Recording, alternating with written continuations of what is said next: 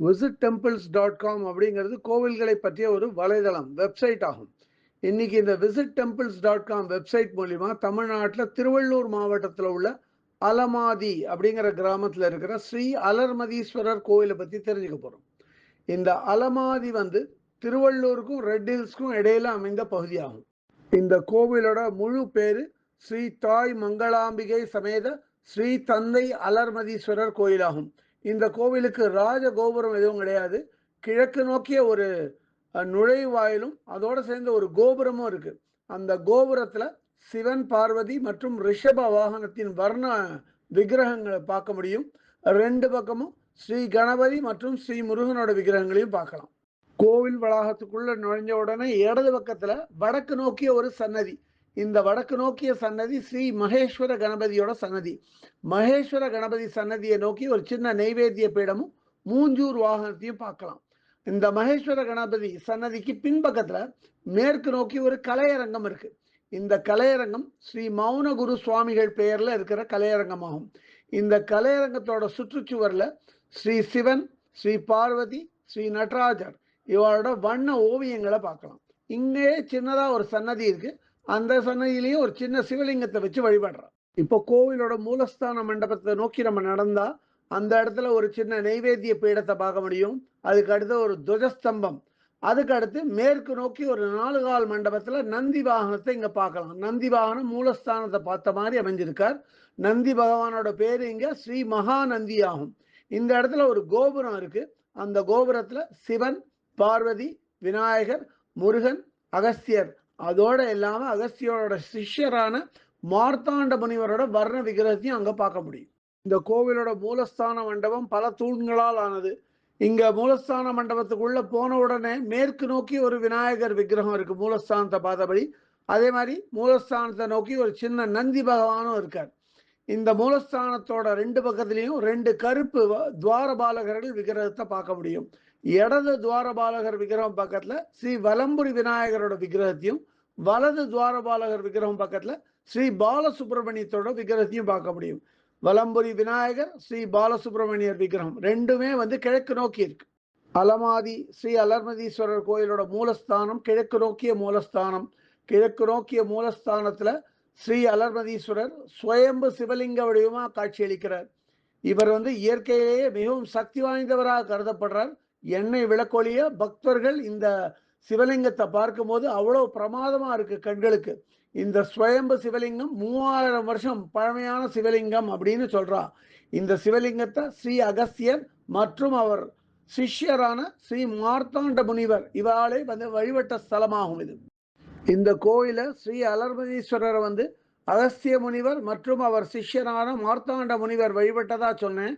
அது மட்டும் இல்லாம மற்றொரு மிகவும் சிறப்பான விஷயம் என்னன்னா, மகாபாரத காலத்துல பஞ்ச பாண்டவர்கள் இந்த கோயிலுக்கு ஸ்ரீ அலர்மதீஸ்வரரை வணங்கி வழிபட்ட இடமாகும் இது. கோஷ்டத்தை சுத்தி ஸ்ரீ நர்தன விநாயகர், ஸ்ரீ தட்சிணாமூர்த்தி, மகாவிஷ்ணு, ஸ்ரீ பிரம்மா, ஸ்ரீ சண்டிகேஸ்வரர் இவா விக்கிரகங்களோட சேர்ந்து ஸ்ரீ அகஸ்தியரோட விக்கிரகத்தையும் பார்க்க முடியும். பக்தர்கள் உள்பக்கமாவே பிரதட்சணமா இந்த கோயில்ல மூலஸ்தானத்தை வலம் வரலாம். இந்த கோயில்ல அம்பாளோட பேரு ஸ்ரீ தாய் மங்களாம்பிகை ஆகும். ஸ்ரீ தாய் மங்களாம்பிகையோட சன்னதி இதே மூலஸ்தான மண்டபத்துல தெற்கு நோக்கி அமைஞ்சிருக்கு. தெற்கு நோக்கி தன்னோட சன்னதியில நின்ற கோலத்துல அபயஹஸ்த முதிரையோட அம்பாள் காணப்படுறா. இதே மூலஸ்தான மண்டபத்துல கிழக்கு நோக்கி ஒரு சன்னதி ஸ்ரீ கங்கை அம்மனோட சன்னதி. இதுக்கு பக்கத்துல மற்றும் ஒரு சன்னதி இருக்கு. இந்த சன்னதி ஸ்ரீ அஷ்டபுஜ துர்கை அம்மனோட சன்னதி. இது வடக்கு நோக்கிய சன்னதி ஆகும். இங்க அஷ்டபுஜ துர்கை அம்மன் 8 கரங்களுடன் நின்ற கோலத்துல காணப்படுறா. அம்மன் காலடி பக்கத்தையே ஒரு ஸ்ரீ சக்கரமும் வச்சிருக்கா. இங்கே ஒரு தனியா தெற்கு நோக்கிய சன்னதி இருக்கு. இந்த தெற்கு நோக்கிய சன்னதி ஸ்ரீ கால பைரவரோட சன்னதி. ஸ்ரீ கால பைரவர் தன்னுடைய தெற்கு நோக்கிய சன்னதியில நின்ற கோலத்துல காணப்படுறார். இது பக்கத்திலேயே உற்சவமூர்த்தி விக்கிரகங்கள்லாம் சேர்த்து தனியா ஒரு தெற்கு நோக்கிய சன்னதியில வச்சிருக்கா. இந்த உற்சவமூர்த்தி விக்கிரகங்களை வச்சிருக்கிற சன்னதி உள்ளே வெள்ளை எருக்கோட ஒரு வேறு, காஞ்ச வேறு இருக்கு. அந்த வேரை உற்று நோக்கினா அது ஸ்ரீ விநாயகரோட உருவத்தை அதுல அப்படியே நம்ம பார்க்க முடியும். இதை ஒரு சிலர் வெள்ளை எருக்கு விநாயகர்னு சொல்றா. இந்த வெள்ளை எருக்கு தான் இந்த ஸ்தலத்தோட ஸ்தல விருட்சம் ஆகும். இந்த கோவிலோட அம்பாள் சன்னதி பக்கத்துல ஒரு பெரிய மர ஊஞ்சல் இருக்கு. இது உற்சவ நாட்களுக்கு இந்த மர ஊஞ்சலை பயன்படுத்தலாம். அதே மாதிரி உற்சவமூர்த்தி விக்கிரக சன்னதி பக்கத்திலேயே வந்து ஒரு யாகசாலை அமைச்சிருக்கா கோயிலுக்கு. இதை அடுத்து இந்த கோவில்ல தாமரை பூ வடிவத்து மேல ஒரு நவகிரக சன்னதி அமைச்சிருக்கா. இதை பக்தர்கள் வலம் வரலாம் பிரதட்சணமா. அதே மாதிரி இங்க மேற்கு நோக்கி நின்ற கோலத்துல அபய ஆஞ்சநேயரோட விக்கிரகத்தையும் பார்க்க முடியும். இந்த கோவிலோட உண்டியல் சற்று வித்தியாசமா இருக்கு. என்னன்னா சிவலிங்க வடிவத்துல உண்டியலை அமைச்சிருக்கா. இது ரொம்பவும் ஒரு கண்ணை கவரும் விதமா இது அமைச்சிருக்கா. கோவிலோட வெளிச்சுற்று வலம் வந்தா அங்க வந்து ஒரு ஜீவ சமாதியை பார்க்கலாம். இந்த ஜீவ சமாதி வந்து அகஸ்திய முனிவரோட பிரதான சிஷ்யரான ஸ்ரீ மார்த்தாண்ட முனிவரோட ஜீவ சமாதி ஆகும்.